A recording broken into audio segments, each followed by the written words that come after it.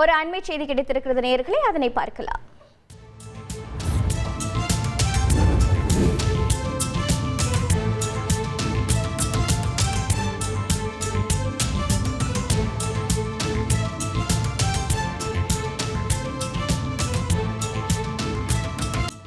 அண்மை செய்தி.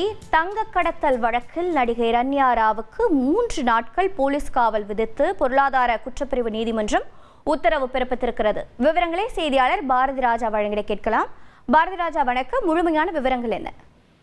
கண்டிப்பாக கடந்த 4ஆம் தேதி நடிகை ரன்யா ராவத் கைது செய்யப்பட்டிருந்தார். எதற்காக இந்த கைது என்றால், துபாயில் இருந்து வந்த விமானத்தில் அவர் 17 தங்க கட்டிகள், அதாவது சுமார் 14 கிலோ எடையுள்ள 17 தங்க கட்டிகளை கடத்தி வந்ததாக அவர் மீது குற்றம் சாட்டப்பட்டு அவர் கைது செய்யப்பட்டதுடன் நீதிமன்ற காவலிலும் அடைக்கப்பட்டிருந்தார். இந்த நிலையில அவர் ஜாமீன் கேட்டு நீதிமன்றத்தை நாடியிருந்தார். ஆனால் அதே நேரம் அமலாக்கத்துறையும் தங்கள் வசம் விசாரணை. கல்யாணம் இல்ல, நான் பிசினஸ் ஸ்டார்ட் பண்ண போறேன். எப்படி? பாஸ் வாலா. Boss wala. Be the boss.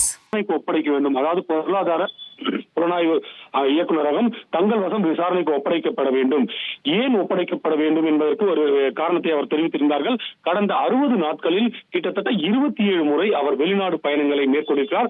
இந்த ஒரு முறை மட்டுமே 14 கிலோ தங்கம் கொண்டு வரப்பட்டிருந்தால், இதற்கு முந்தைய பயணங்களில் அவர் ஏதேனும் தங்கம் கொண்டு வர வாய்ப்பு இருந்திருக்க கூடும். ஒருவேளை அதை கொண்டு வந்திருந்தால் அவரது வீட்டில் அந்த தங்கமானது இல்லை. அவர் யாருக்கு கொடுத்தார், ஒருவேளை இதை அவர் தொழிலாக பின்பற்றி வருகிறாரா என்பது குறித்தெல்லாம் விசாரணை நடத்த வேண்டியிருக்கிறது.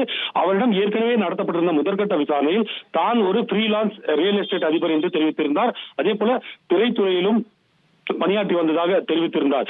இதன் பின்னணியில் யாரேனும் திரைப்படத்துறையை சார்ந்தவர்களுக்கோ அல்லது ரியல் எஸ்டேட் அதிபர்களுக்கோ இந்த தங்கத்தை அவர் விற்றாரா என்ற ஒரு கேள்வியும் சந்தேகமாக எழுந்திருக்கிறது போலீசாருக்கு. தற்போது அவர்கள் இதை விசாரிப்பதற்காக தங்கள் வசம் 3 நாட்கள் ஒப்படைக்க வேண்டும் என நீதிமன்றத்தில் கோரிக்கை வைத்தார்கள். அந்த கோரிக்கையை தற்போது நீதிமன்றமும் ஏற்றுக்கொண்டு 3 நாட்கள் அவர்களது காவலில் எடுத்து விசாரணை நடக்க அனுமதி அளித்திருக்கிறது.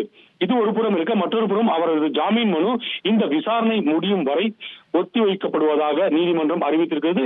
இந்த வழக்கில் பல்வேறு திருப்பங்கள் இருக்கலாம் என எதிர்பார்க்கப்படுகிறது.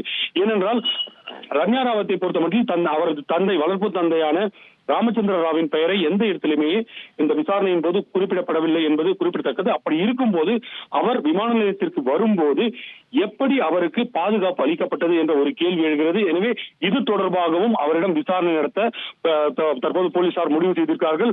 ஒட்டுமொத்தத்தில் இந்த வழக்கானது அடுத்த திருப்பத்தை எதிர்கொண்டு சென்று கொண்டிருக்கிறது. அது மட்டுமல்ல, ரன்யா ராவத் கைது செய்யப்பட்ட பிறகு அடுத்த 2 நாட்களில் மேலும் ஒரு நபர் கைது செய்யப்பட்டிருக்கிறார். அவர் பிரபல அரசியல்வாதியின் ஒருவரின் பெயரை பயன்படுத்தி அவரும் தங்கம் கடத்தி வந்திருப்பதாக தற்போது விமான நிலையத்திலிருந்து வரும் தகவல்கள் தெரிவிக்கின்றன. ஆனால் இந்த தகவலை தற்போது வரை சுங்க அதிகாரிகளோ அதே போல விமான நிலைய அதிகாரிகளோ உறுதி செய்யவில்லை. இருப்பினும் இது தகவலாகத்தான் இருக்கிறது. உங்களுடைய தகவல்களுக்கு நன்றி பாரதி ராஜா.